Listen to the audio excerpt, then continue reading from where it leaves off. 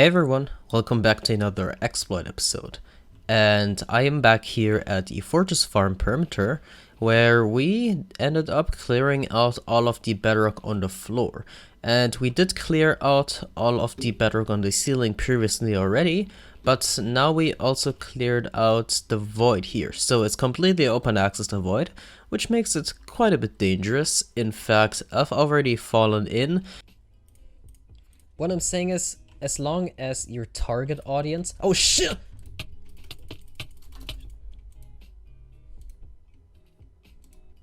Yikes.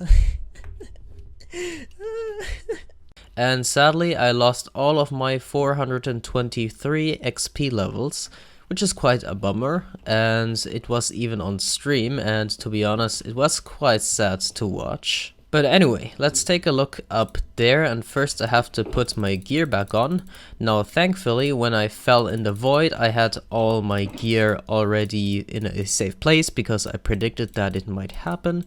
So I made sure that it's all in my ender chest. And the only thing I ended up losing was an enchanted diamond pickaxe, but that's not a big deal. You can just get more, enchanted books back through villagers and stuff. Anyway, the top here is broken and so is the bottom, but that doesn't mean that we will be mining out the perimeter right away, because a fortress farm is not really the biggest priority right now, and we only cleared out the bedrock because we have to do it now. As you might have known or not known, we are still on the 1.16.100 version on the server, which is outdated for quite a while, and we would like to update sometime soon, so we're just taking care of that. And this is along with some other bedrock breaking projects that we have undertaken so far. Notably, as I've shown last episode, we've also broken the slime farm chunks, or rather the slime chunks in the slime farm perimeter. And, well, there's also some other pieces of bedrock that we want to break before we move on and go into the next version. Since I'm on my horse already, might as well take the ride home with my... I don't remember how many kilometers per hour it was it 140? Anyway, my very fast horse. I'm going to head back to the spawn area to sort some stuff out. Alright, oh yeah, there it is. So I rode all the way from back there to here, and we're back at the spawn area. I actually lost this horse for a while. I didn't know where it was, but Lee found it for me, so I'm quite thankful for that. Let's just get it through here, and what I do want to check out is what the progress is like on the end gateways, because what we also want to remove is the end gateways, and the end gateway bedrock. Well, not the end gateways themselves, but the end gateway bedrock is something that can easily be removed in this version, as you might have been able to tell with all the bedrock that we removed on the nether perimeter. And, well, yeah, we have a design for a sort of gate connecting all of the end gateways in a circular shape, and for that we want to remove the bedrock. And it looks like the removal has already begun.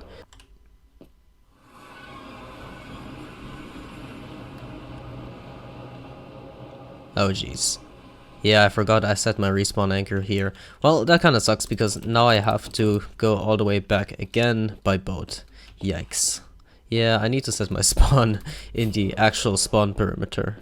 Oh, finally back at the nether hub. And anyway, what I was saying is that I plan to adapt the gold farm storage to be able to handle golden swords. Because in 1.1600, they do actually drop the golden swords, which they didn't in the update before, and I still haven't bothered to update it so that it can actually handle, the golden swords. And that means that I can't really run the farm for extended periods of time, which is a shame because I do want to AFK overnight and actually build up my 420 XP levels again. I know it is silly, but I really like that XP count, and I'm quite sad that I lost it. So I do want to adapt this system to work again. Thankfully, my own design for being able to handle the golden swords is pretty much very simple to adapt from the existing design, and it is made so that I can easily modify this design and make it handle the golden swords. Now I do want to note that my design actually burns the golden swords, even though you could smelt them and effectively obtain even more gold out of the farm by getting golden nuggets from the smelted? I'm not sure.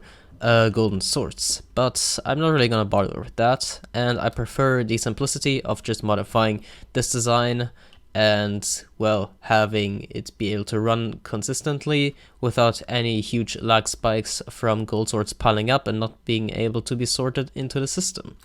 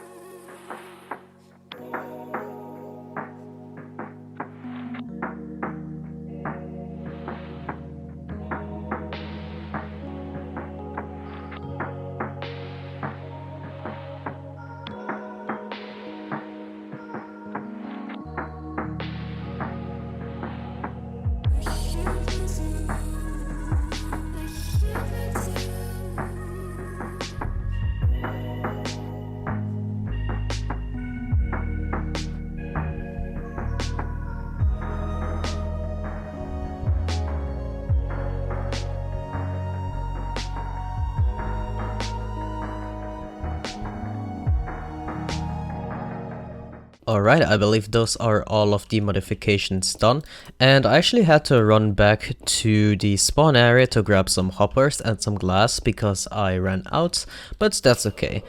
And I do believe that it is all as it should be. I'll test it in a bit. So as far as I can tell, I cleaned up my inventory enough, so I'm just going to head in there and I'm going to turn on the volume because it is already quite loud.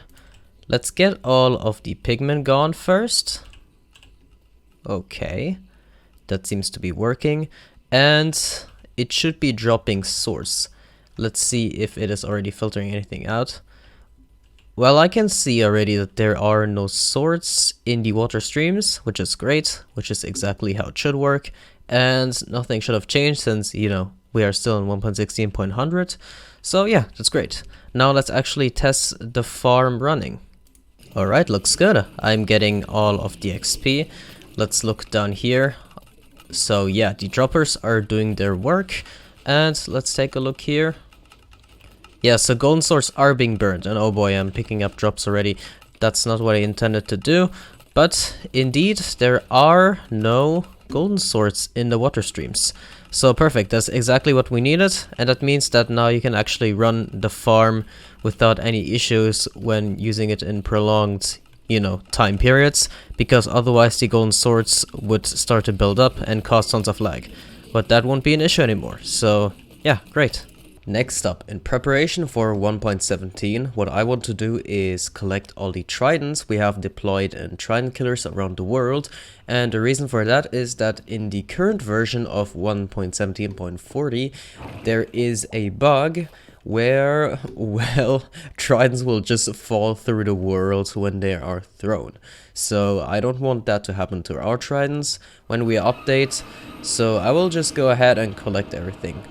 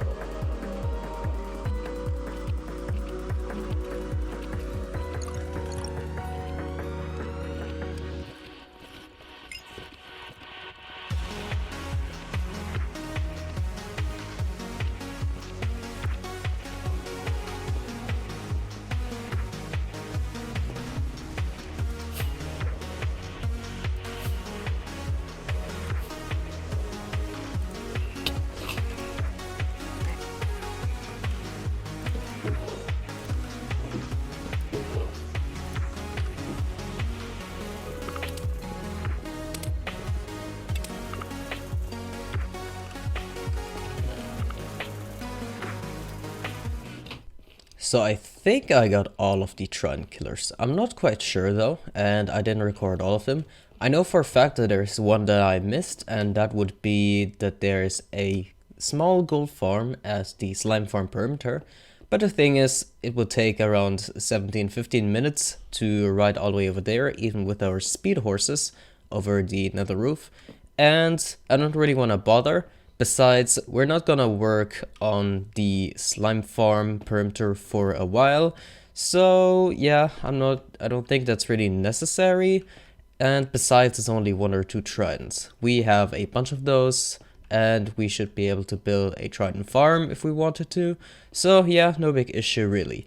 So presumably the last piece of preparation we need to do is to remove the bedrock from the end gateways. The top half is already done, so the bottom half should go very swiftly.